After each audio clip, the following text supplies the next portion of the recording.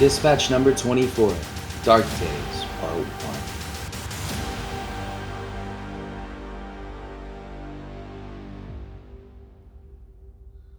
A sea of orange flames came into view as Commander Vaughn turned the sharp corner of the course to face the straightaway that led towards a clearing within the Coliseum walls. With the largest section of fans seating a few hundred meters away, he could still hear roars of the crowd, despite half a dozen racers advancing on either side of him, trying to do everything that they could to nudge past and earn their spot in Arderian history.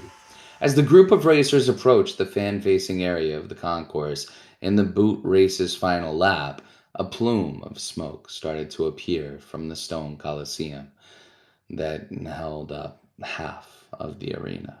Something was fishy. With little to no time to react, the commander found himself unable to adjust his rocket boots while trying to change gears to avoid the communal party heading towards what appeared to be a trap of sorts. Blaring siren sounds went off from all areas of the arena, and they had to notify both the teams and the fans of the caution that was trying to stop the race. In an effort to gain position, a Brazorian contestant came soaring through Vaughn's blind spot and completely cutting off the rest of the field, forcing everyone into every racer for themselves panic mode. Vaughn, red alert! You need to get out of that cluster of racers. You're in stat! Screamed Reimer from across the pit area of the Coliseum. The crew members of Destiny's Fortune could see the disaster unfolding right in front of them. Arkar, One Cent, Joshua, Fento Paz, and Molten Lava looked on in horror as the group of contestants hit the straightaway back towards the starting line. Cringing as he grabbed Risk's shoulder, JB zipped up the fireproof suit, convinced that he was going to have to rescue his commander in the inevitable crash that was laid out before them in slow motion. Recruits! Yelled JB. Put on your fireproof gear. Things are about to get real messy. As the crew members bolted into their suits, Molten Lava couldn't help but feel apprehensive. Time seemed to slow down for a brief moment as he attempted to pull the zipper on his fire suit back up to his neck. Movement within the upcoming crash site caused the recruit to double-take, a small break in the smoke revealing two dark-hooded figures hiding within the columns holding up the arena. Vaughn, do you read me? Get out of there now! It's a trap! Yelled Reimer, this time with more force than either Risk or JB had heard since their days on Mackinnon. He can't hear us. The boot engines and screaming of the crowd is way too much for his internal speakers, yelled Risk. Someone has to go after him now! Before anybody else could chime in, JB activated his pair of Spates boots and, making a diagonal beeline straight for the hub of racers headed back towards the Coliseum stands. The recruits followed as their fearless commander and the rest of the contestants headed straight into the smoke, setting off an explosion that shook Reimer to his core.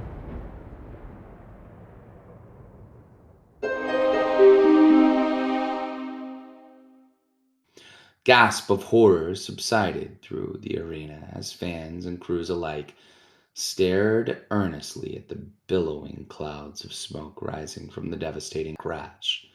None of the racers had been identified yet. Whether they were dead or alive had yet to be seen. As Commander Vaughn's pit crew sprinted towards the crash site, a rumbling from within the rubble shook the ground nearby. A few columns had started to cave in under the weight and the explosion trauma beneath, forcing part of the arena to fall into the fire death trap. Frantic shrieks started to cut through the commotion, and more fans started to realize that part of the Coliseum was beginning to collapse.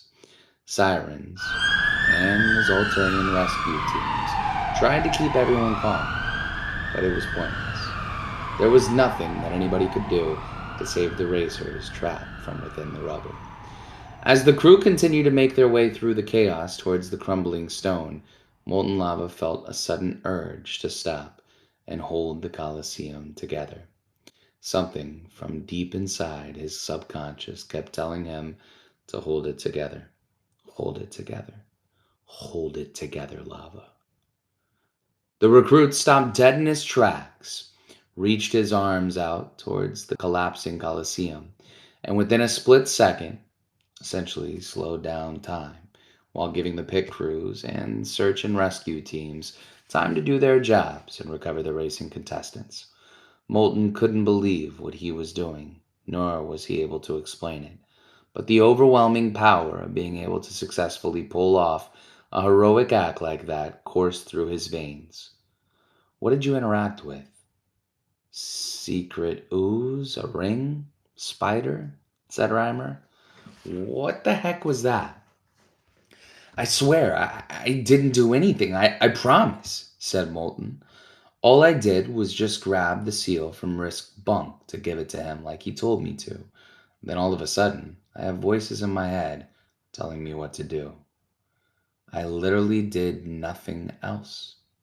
Risk reaching into his handbag to reveal half of the seal of Elsendor, he locked eyes with Reimer and the rest of the crew, receiving the verbal cues to put the hallowed artifact away to not cause a scene with the Legion of Wind around. Okay, whatever it was, however you were able to do it, let's circle back on that later. Right now, we need to make sure that Vaughn's okay, said Reimer, as he tried to wrap his head around the fact that a member of Destiny's Fortune now had superpowers because of alien technology. No amount of training could ever prepare for something like that. The team ran into the smoke-filled section of the explosion site that basically had turned into a crater of sorts. It was amazing that the structural integrity of the Colosseum still stood in place. Many of the columns still upright with little to no damage. Whatever Moulton did, it worked. Inside the cloud bubble came various screams, whether they had come out of injured racers or pit crews discovering that their teammate perished in the crash. Both were equally horrendous to experience. The raceway had turned into a literal battlefield. Yo, over here! Choked Commander Vaughn, the smoke clouds clogging his lung as he struggled to make contact with his team. A few minutes being trapped in the rubble felt like hours, and the inability to breathe making it harder to concentrate and fight to stay alive. The crew simultaneously came to the commander's rescue alongside the Zolturian emergency services. JB and Arkar initially helped get Vaughn onto a stretcher, while the medical rescue teams rallied around them to get everyone out of the still dangerous crash zone.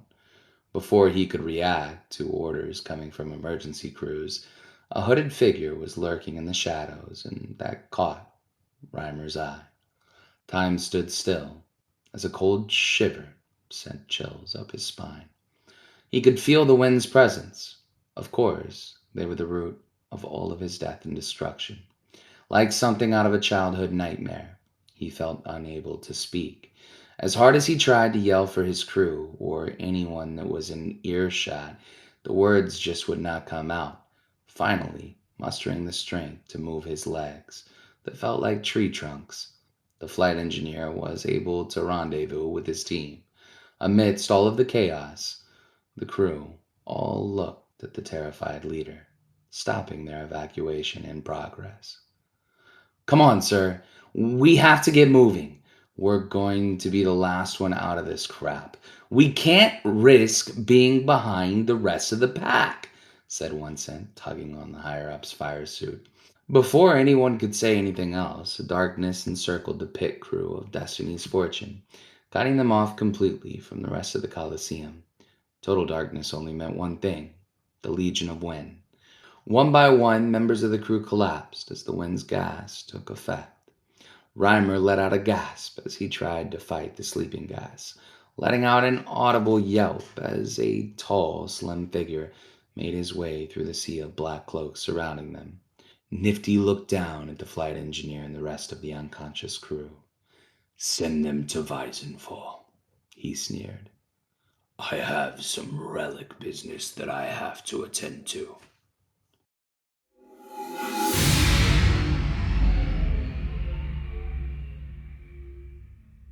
"How is he doing, doctor?" said Sean, a look of concern covering the commander's face. "His body is responding well to the medications that we've administered," said the Zolturian doctor as he checked Commander Vaughn's vitals. "It's going to take him quite a bit of time before he's able to ride again, but he's going to survive. He's a lucky one. We've had many fatalities from that crash today." Both Sean and King Arras looked at their injured comrade, thankful that he was alive, but also frustrated because there wasn't anything that they could do to help him. The king put his hands on Sean's shoulder in an attempt to console the Destiny's Fortune leader. "Why did he volunteer to do the boot race? It shouldn't have been him," said Sean. "It should have been me. I should be in that bed right now." Now, Commander," said Arras, as he sat down in a chair next to Vaughn's bedside. "You can't put this burden on yourself. You have a crew to lead and delegate. A leader must accept their position regardless of how they got there. Obstacles will always present themselves.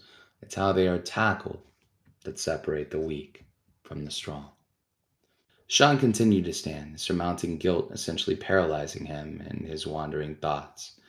His counterpart's unconscious body, hooked up to the several alien machines, were almost too much to bear. Sensing the weight within the room, Arras decided to change topics, becoming much more serious to address the situation at hand. Maybe the commander needed to be sidetracked, albeit a terrible situation. "We have confirmation from the Zolturian government that the first place trophy contains the relic of Zolturia, one of the 10 moon relics that control the power of the Seal of Ilsendor. Why and how they thought that this was okay to advertise is irrelevant now. Ringbolt and the Theoluvians are presently en route to secure the relic from the Zolturian government.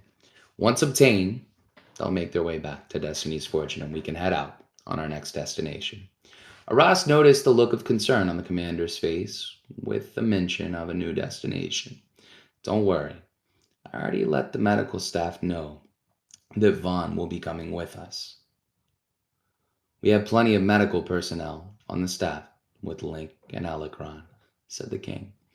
"All right, well, we have to do what we must, right?" said the commander. King Arras nodded.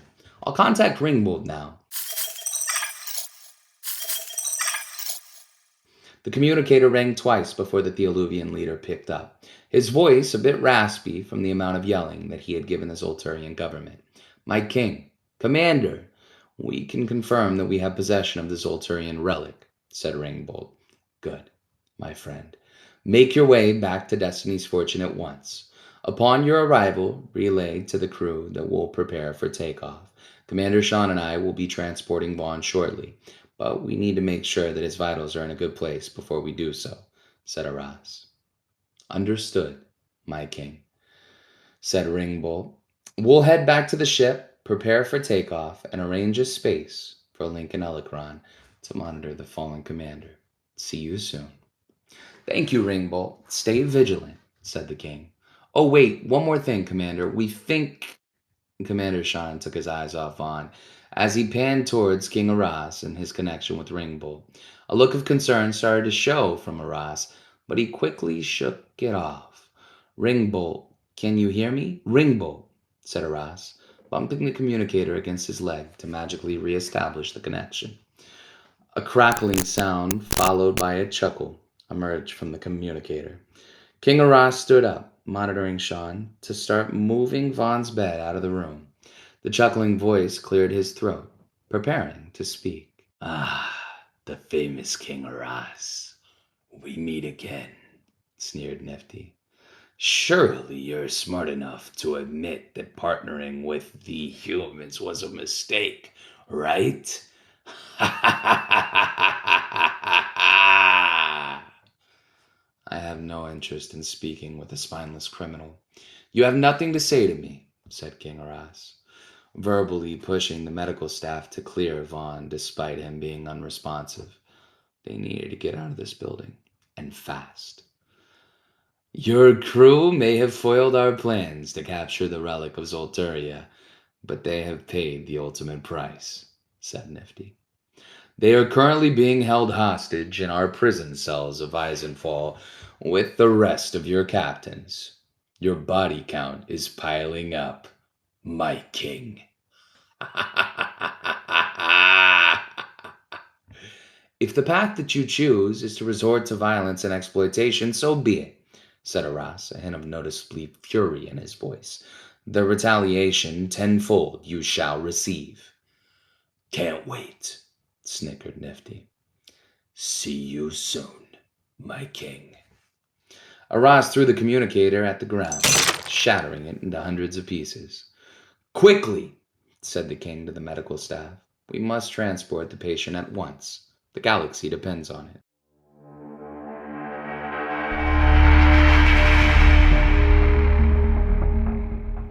Risk, Reimer, JB, and the rest of the pit crew on Zolteria all woke up to a cold, clammy, basement-type ground after being drugged to sleep upon their kidnapping.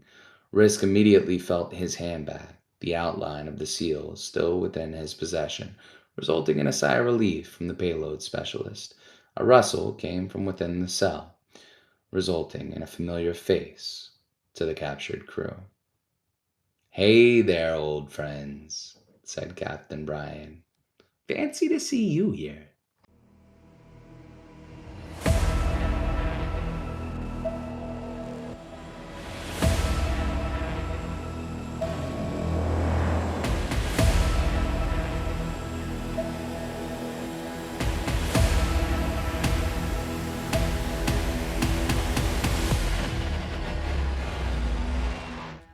Recruits, it's time for you to choose what you think happens next. There is one more dispatch left within Season 1. Select 1 if Commander Vaughn experiences a medical complication aboard Destiny's Fortune. Select 2 if members of Shot to the Moon die in the final episode of Season 1. Head to the Choose Your Own Adventure channel in the Shot to the Moon Discord and discuss your choices with fellow Space Pass holders. Listen to next week's podcast to hear what happens next.